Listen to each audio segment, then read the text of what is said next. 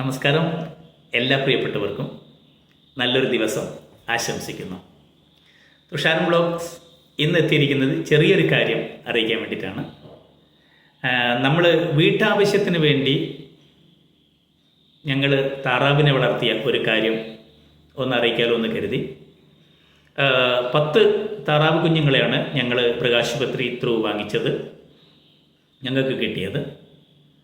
അപ്പം വീടിൻ്റെ അടുത്ത് നിന്ന് കുറച്ച് ദൂരത്തായിട്ട്, കാരണം ഒരു സ്മെല്ല് വരും ഇതിന്, ഈ വെള്ളവും ചെളിയെല്ലാം കൂടായി കഴിഞ്ഞാൽ ഒരു സ്മെല്ല് വരും.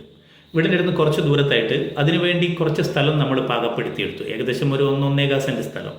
പാകപ്പെടുത്താൻ ഒന്നുമില്ല, അതിൻ്റെ ആ 1.5 സെൻറ്റ് സ്ഥലത്തിന് ചുറ്റും പ്ലാസ്റ്റിക് വലകൾ ഇട്ടു. എന്നിട്ട് ഈ പ്ലാസ്റ്റിക് വലകൾക്കകത്ത് ചെറിയൊരു കുഴി വെട്ടി, ഏകദേശം ഒരു 500-600 ലിറ്റർ വെള്ളം കൊള്ളാവുന്ന രീതിയിലുള്ള ഒരു കുഴി വെട്ടി ആ കുഴിക്കകത്ത് വെള്ളം ഫില്ല് ചെയ്യും.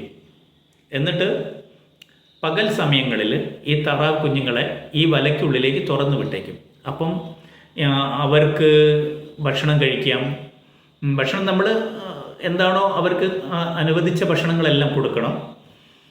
പിന്നെ അവർക്ക് ആ കുളത്തിൽ, ആ കുഴിയിൽ നിറയെ വെള്ളം ഉണ്ടാവും, അത് കുളിക്കും, കളിക്കും.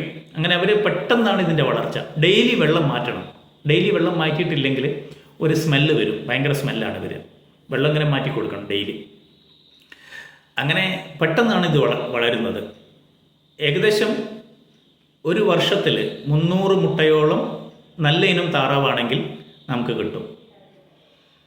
പിന്നെ അതിൻ്റെ ഒരു ടൈം കഴിഞ്ഞാൽ ഇതിൻ്റെ ഇറച്ചി നമുക്ക് ഭക്ഷണ സാധനമായിട്ട് ഉപയോഗിക്കാം. ഇനി വിൽക്കേണ്ടവർക്ക് വിൽക്കാം.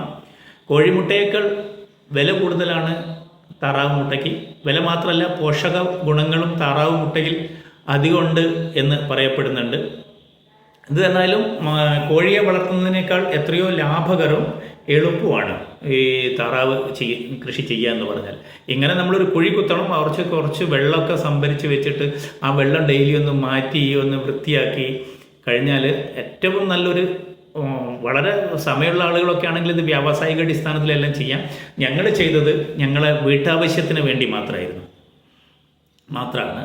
അപ്പോൾ അതിൽ നിന്ന് കിട്ടുന്ന മുട്ട നമുക്ക് നല്ലൊരു പോഷക ആഹാരം ആണ്. പിന്നെ അപ്പോൾ ഞങ്ങൾ ചെയ്തതുപോലെ എല്ലാവർക്കും ചെയ്യാൻ പറ്റിയാൽ ഒന്ന് ട്രൈ ചെയ്ത് നോക്കണം. വലിയ സാമ്പത്തിക ബാധ്യതയൊന്നും ഇതിനില്ല. ചെറിയൊരു സാമ്പത്തിക ബാധ്യത, അതുപോലെ അത്രയും വലിയ കൂടിൻ്റെ ഒന്നും ആവശ്യമില്ല.